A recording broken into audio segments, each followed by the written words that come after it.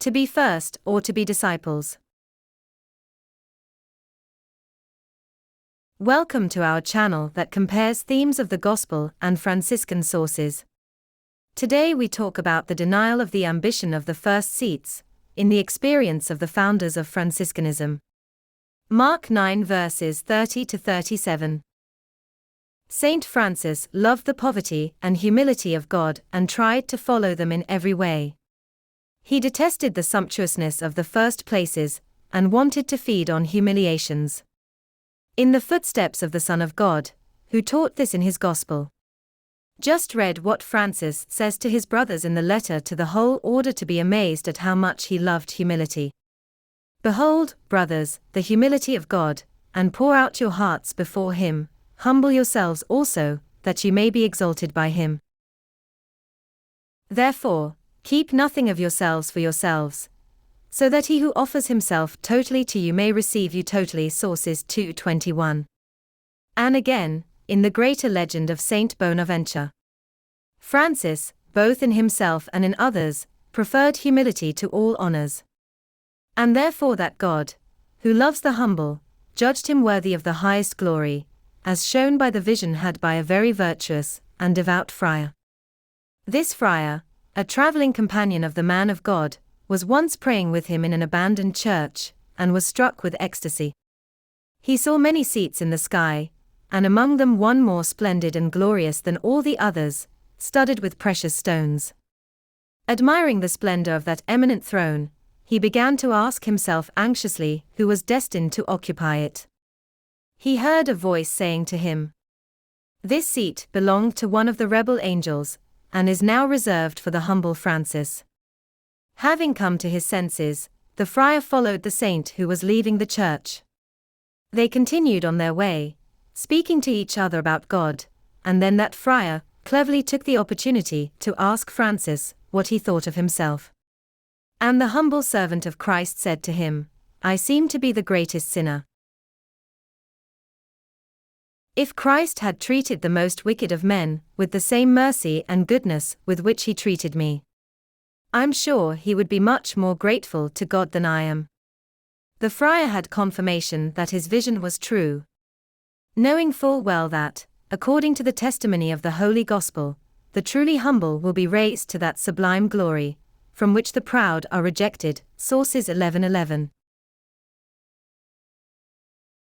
The Lord invites us to humility and service, to be small and simple. On the basis of this teaching, the poor man of Assisi had made poverty the guiding principle of his life. We are not only talking about material scarcity, but, first of all, spiritual, with the numerous sisters. Humility, discretion, concealment, fleeing every form of power and appearance, as the scribes and Pharisees loved to do. Rebuffed by the Master Jesus, Francis was convinced that virtue must remain hidden, far from the pursuit of admiration. In the Sources, Solano states, "In this way Francis had rejected every glory that did not savor of Christ, and had inflicted a radical repudiation on human applause." He knew well that the price of fame diminished the secret price of conscience, and that it is far more harmful to abuse virtues than to lack them altogether. We, on the other hand, patiently tolerate not being good, but we do not resign ourselves to not appearing to be so nor to not being believed to be so. Thus we live entirely in search of the esteem of men. Because we are nothing but men. Sources 7:23. And he continues, regarding the poor man. Humble in demeanor, humbler in feeling, most humble in self-esteem. It was impossible to distinguish from anything that this Prince of God had the office of superior, except from this most brilliant gem, namely, that he was the least among the least. This is the virtue, this is the title, this is the badge that indicated him as Minister General. His mouth knew no haughtiness, his gestures no pomp, his actions no ostentation. Sources 7:24. Furthermore, Francis, faithful to the Lord, did not want to give anyone the title of father or master, nor write it in his letters, out of respect for the Lord who said, "Do not call anyone father on earth, nor be called masters." Sources 16:15. Therefore, the minimum loved to become a servant in the footsteps of Christ, as Clare herself practiced in San Damiano among her sisters. From the legend, contained in the sources, we learn, Clare, the primary stone and noble foundation of her order, from the beginning studied to build the edifice of all the virtues on the foundation of holy humility. He promised holy obedience to Blessed Francis, and never deviated in any way from this promise. She would have humbly preferred to submit rather than be in charge, and among the handmaids of Christ she would have more willingly served than been served. Forced by the Blessed Francis, she finally assumed the government of the women, and from this fear was born in her heart, not arrogance, and there grew not independence, but the spirit and practice of service. In fact, the more she sees herself elevated by these appearances of superiority, the lower she finds herself in her own esteem, the more ready she is for duty, the more humble even in her outward appearance. Sources 31:79. In the footsteps of Christ, who called his followers not to argue about who was the greatest, Francis lived his entire brief, but significant existence, intent on making himself small, leading the podium to others, because this was what the gospel asked of him.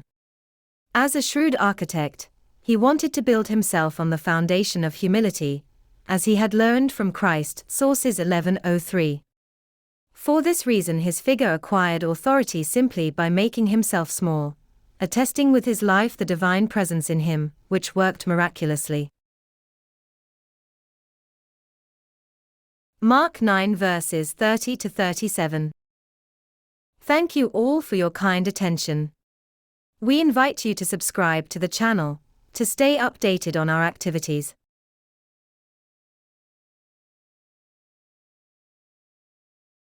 If you liked it, leave a well done to support us. Subscribe, give your precious like, comment and share with your friends. Thanks, see you soon.